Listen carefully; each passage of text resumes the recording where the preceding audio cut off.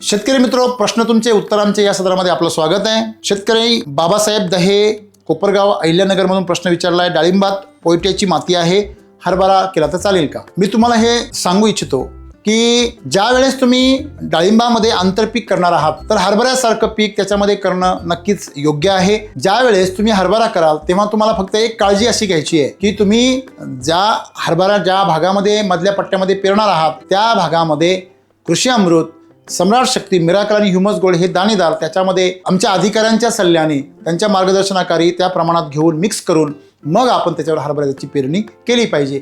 त्यापासून तयार होणारी जी आंब आहे म्हणजे पाला जो आहे तो आपल्या जमिनीला पोषक आहे, त्याचा डाळिंबासाठी फायदा होईल।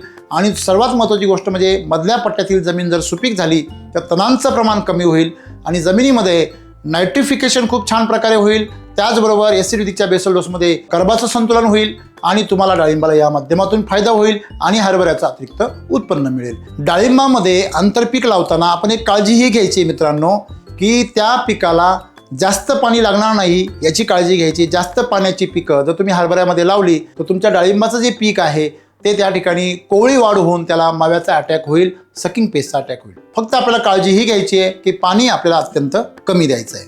धन्यवाद।